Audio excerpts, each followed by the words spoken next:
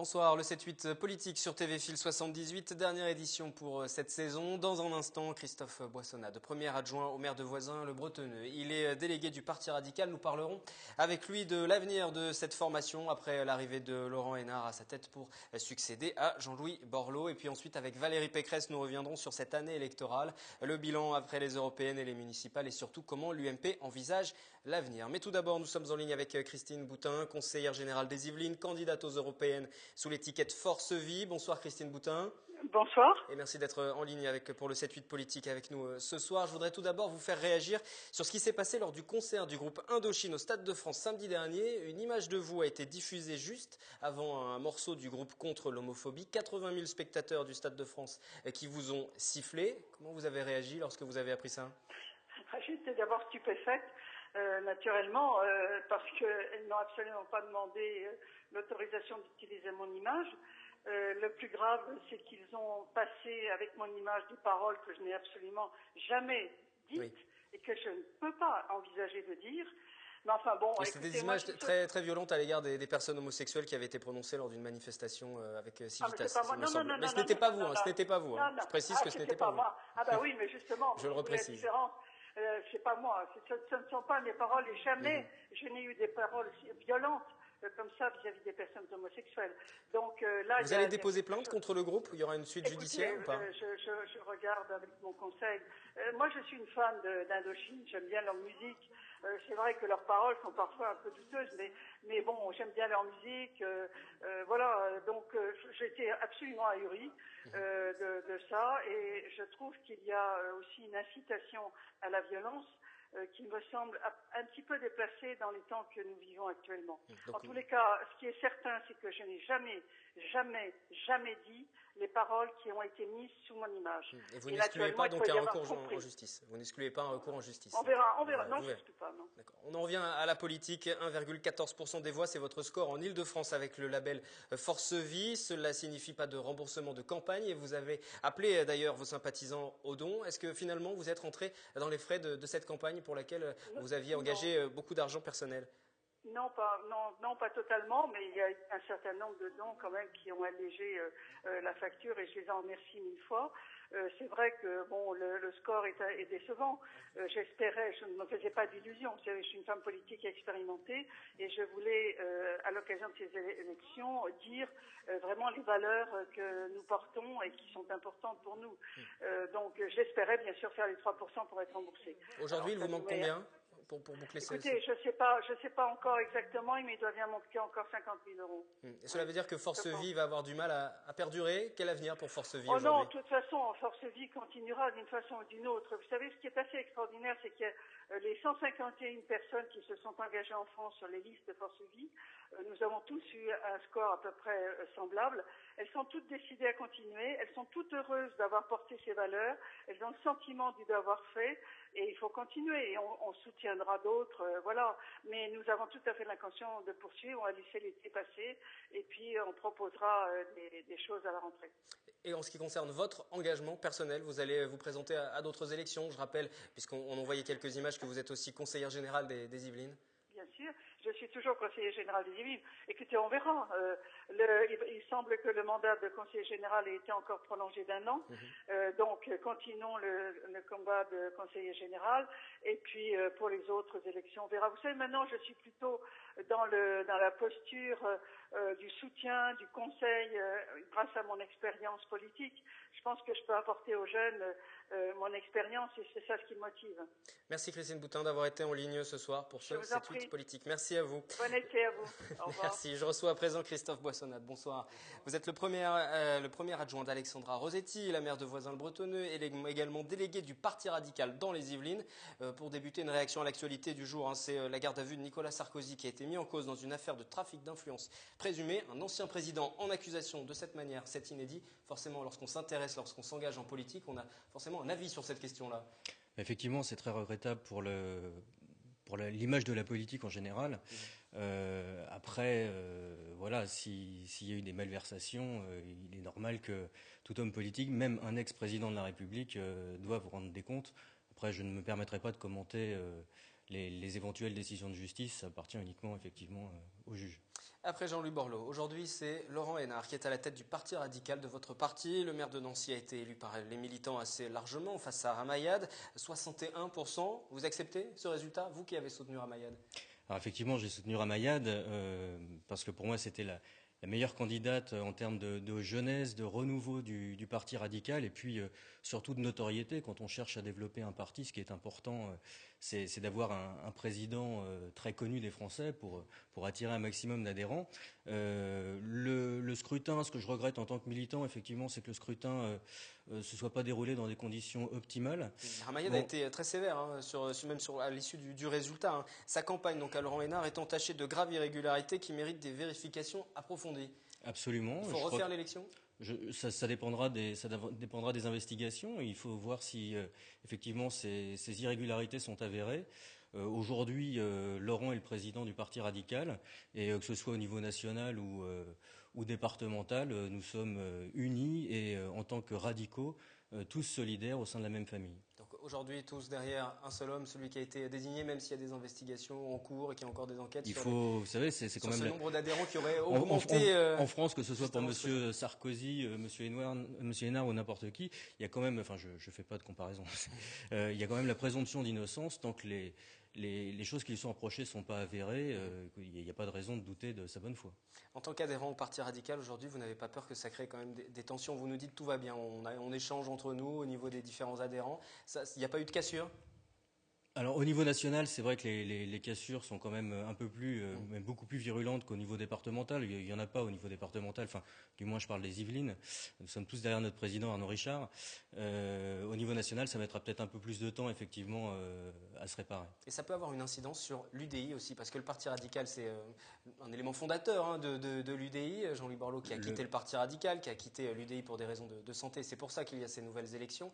Là, il va y avoir forcément une nouvelle élection aussi à l'UDI. Ça va avoir une incidence? Ce scrutin qui ne s'est pas forcément très bien passé au Parti radical? Non, je crois pas, franchement, parce que les radicaux ont vraiment l'intelligence collective d'outrepasser leurs différences et je pense qu'au sein de l'UDI, le Parti radical étant la colonne vertébrale de l'UDI, le parti plus important, et puis pour reprendre les paroles d'un ami, c'est le parti du centre, voilà, le centre de l'Union exactement. Il n'y aura pas de souci, il n'y aura pas de conséquences pour l'UDI. On parlait d'hommes, de femmes pour incarner ces partis politiques, Parti radical, UDI également, mais derrière tout ça, les idées. Parce que tout à l'heure en introduction, vous disiez, je soutiens Ramayad parce qu'elle incarnait aussi le renouveau, elle incarnait la jeunesse. Ce n'est pas forcément le cas de Laurent Hénart, hein, sans adresser de critiques à son égard. Mais oui, quelles idées vous voulez défendre, vous, avec le Parti radical? Avec le Parti radical, c'est la République, les valeurs républicaines avec un R majuscule. On est le plus vieux parti de France et paradoxalement le plus méconnu. Donc c'est juste un peu regrettable. C'est pour ça qu'il est important qu'il y ait une notoriété importante au niveau de la présidence du Parti radical pour développer nos idées auprès de la population française. C'est aussi bien évidemment la laïcité qui aujourd'hui est souvent remise en cause. Ce sont les radicaux qui en 1905 ont fait voter la loi sur la laïcité.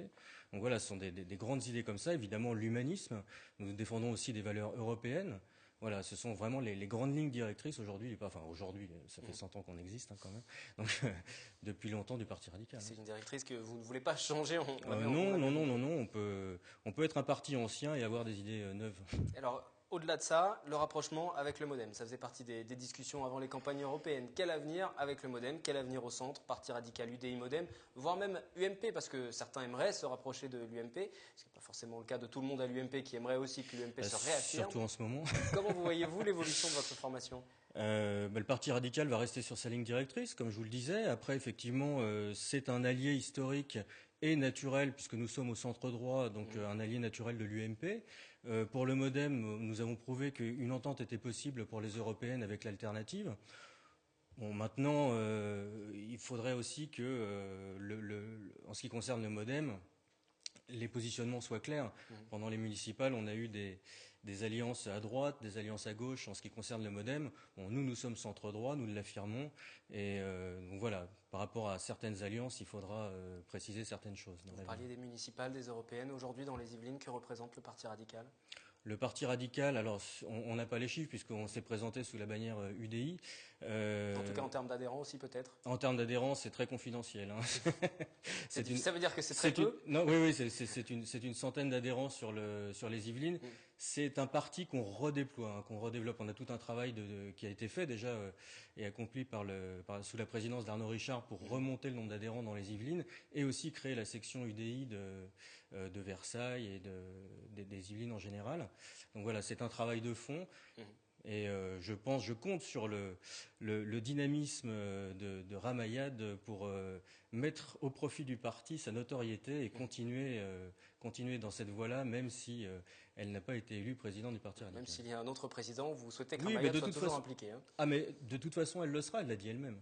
Au-delà de ça, il y a un homme aussi qui est au-dessus de tout ça, c'est Jean-Louis Borloo, qui a présidé le Parti radical, qui a présidé l'UDI. Il faut une place encore pour lui. On sait qu'au niveau santé, il va mieux. Il regarde ce qui se passe aussi dans ces différentes formations politiques. Vous aimeriez qu'il revienne d'une manière ou d'une autre, s'impliquer? Je crois qu'on le souhaite tous, oui, effectivement. C'est un grand monsieur et il a laissé un certain vide suite après son départ, que ce soit au sein du Parti radical ou à l'UDI.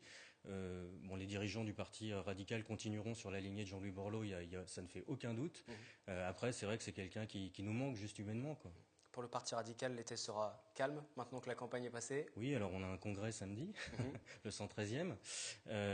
Et après, effectivement, je pense que ce sera le temps du repos et après on travaillera sur les nouveaux dossiers dès la rentrée. Et le chantier de la rentrée? La présidence de l'UDI peut-être aussi? Alors effectivement, le congrès de l'UDI aura lieu au mois d'octobre, donc ça va être aussi un gros chantier. Et nous aurons l'occasion bien sûr d'en reparler dans ce 7-8 politique qui reviendra dès le mois de septembre. Merci Christophe Boissonnade, délégué donc du Parti radical, premier adjoint à la maire de Voisins-le-Bretonneux. Merci encore à vous.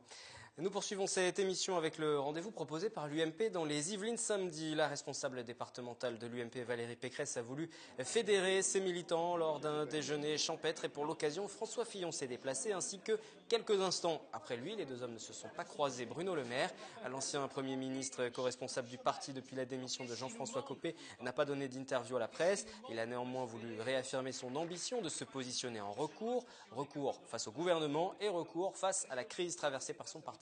On l'écoute. Il nous manque juste deux choses. Un petit peu de liberté, en particulier pour tous ceux qui travaillent, et un petit peu plus d'autorité de l'État pour faire respecter la sécurité et la justice, sans laquelle la devise de la République n'est plus qu'un slogan vide de sens. Alors c'est vrai peut-être que le nouveau Premier ministre est plein de bonne volonté, mais il ne pourra pas enrayer la chute. Il est trop tard. Il est face à une majorité divisée, il est face à des syndicats qui sont amers et qui sont crispés, il est face surtout à des corporatismes qui sont maintenant, après 2 ans d'échec et d'absence d'autorité du gouvernement, exacerbés. Quand un gouvernement en France recule une fois, il est raillé, il est moqué. Quand un gouvernement recule 2 fois, les Français l'achèvent. Eh bien, c'est exactement la situation dans laquelle se trouve aujourd'hui ce gouvernement et cette majorité. Et à l'occasion de ce déplacement de François Fillon et de Bruno Le Maire, nous avons rencontré Valérie Pécresse. Anthony Reich lui a demandé de dresser le bilan de cette année politique, dans les Yvelines notamment, dont elle a la responsabilité entre municipales et européennes. Il a aussi forcément été question de l'avenir de cette formation l'UMP.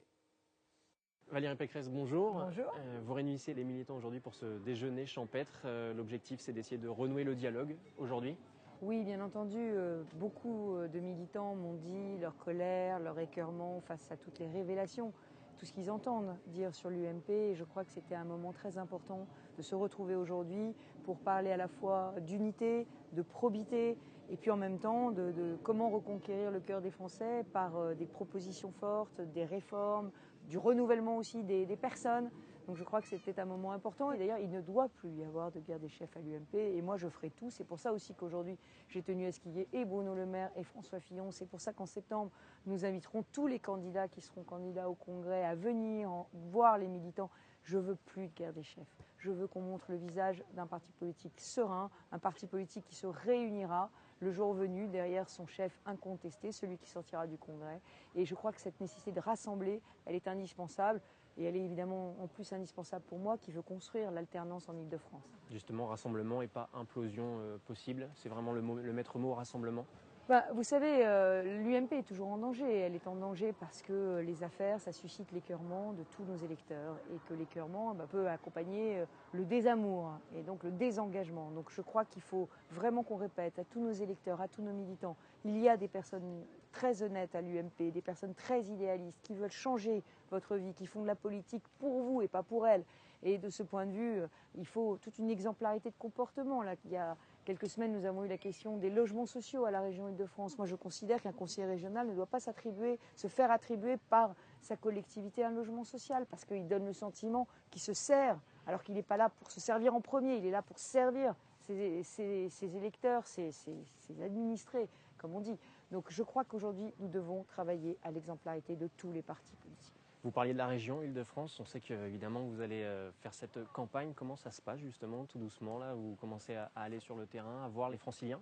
Vous savez que le gouvernement a décidé de reporter les élections, d'accélérer une réforme totalement improvisée pour pouvoir surtout reporter les élections et donc reporter une défaite annoncée. Eh bien, c'est pas grave. Moi, de toutes les façons, je ne suis pas pressée. La seule chose qui m'inquiète, c'est le retard que nous prenons en matière de logement, avec la loi Duflot, en matière de transport, avec les crédits du Grand Paris qui ne sont pas là, en matière d'apprentissage, moins 11% pour le nombre d'apprentis dans toute l'Île-de-France cette année. Sur les lycées, les budgets des lycées sont complètement en baisse. Sur les internats, ils ne sont pas construits. Donc cette région, elle a besoin d'une alternance, elle a besoin d'une énergie. C'est la première région de la 5e puissance mondiale. Donc il faut la réveiller, il faut en faire quelque chose. Tout le monde la quitte. Est-ce que vous vous êtes rendu compte? Les jeunes s'en vont pour voir parce que l'herbe est plus verte ailleurs. Les familles s'en vont parce que la vie est plus douce ailleurs. Et maintenant, les retraités s'en vont parce que la retraite coûte moins cher ailleurs. Alors je vais vous dire, si on continue comme ça, l'Île-de-France va décliner. Et moi, je veux la sauver, je veux la redresser. Malgré les dernières crises internes à l'UMP, les résultats des élections étaient bons dans les Yvelines pour le parti, puisque vous avez conquis des bastions, notamment la communauté d'agglomération de 50 ans en Yvelines. Ça, c'est un point énormément positif. Oui, je crois, et je l'ai dit à plusieurs reprises, je crois qu'il y a une UMP d'en bas qui est née dans ces municipales. Et moi, j'ai vraiment œuvré pour la faire naître. J'ai travaillé avec beaucoup de jeunes, de la jeune génération, dans tous les départements, notamment en Île-de-France, dans le Val-de-Marne, dans l'Essonne, dans les Yvelines, dans le Val d'Oise, en Seine-Saint-Denis, en Seine-et-Marne, pour que apparaissent des nouvelles équipes et que ces équipes gagnent la confiance des habitants. Et c'est vrai qu'on a remporté des villes. Personne n'y croyait à part moi. Conflans-Sainte-Honorine, Achères, Saint-Quentin en Yvelines, mais même Palaiseau un peu plus loin de chez nous, Juvisy, L'Haÿ-les-Roses, donc je suis Clamart. Donc je suis vraiment très heureuse et je suis très contente aussi que les nouveaux maires reviennent pour me dire à quel point ils sont heureux de porter des idées de la droite et du centre sur le terrain. Alors cette génération terrain, c'est avec elle qu'il faut construire. Et c'est elle qui porte le nouveau visage de la droite. Et c'est pour ça que d'ailleurs, je vais parrainer une association qu'ils ont décidé de créer, qui s'appellera les Nouveaux Visages de l'Île-de-France et qui réunira les maires, les adjoints, les conseillers municipaux de ces nouvelles équipes, mais aussi les leaders d'opposition dans les villes que malheureusement on n'a pas encore réussi à conquérir. Et justement, sur ces villes que vous n'avez pas encore réussi à conquérir, est-ce que vous êtes inquiète de la montée du Front National, par exemple, sur certaines villes des Yvelines ou d'autres? Oui, mais c'est vrai que le Front National prospère quand l'UMP est défaillante. Et on le voit très clairement dans les Yvelines, dès qu'on n'arrive pas à se mettre tous derrière un candidat unique, dès qu'on se divise ou dès qu'on ne met pas toute notre énergie à défendre nos couleurs, eh bien le Front vient, marcher sur nos plates-bandes, vient prendre toute la place. Donc il faut, si on veut combattre le Front National, être totalement intègre, être totalement uni et être totalement, à l'initiative dans le domaine concret de ce qu'on peut faire pour changer la vie des Français. Dernière question, j'imagine que l'été va être actif et agité pour l'UMP, non? Il va y avoir plein de choses qui vont se mettre en route.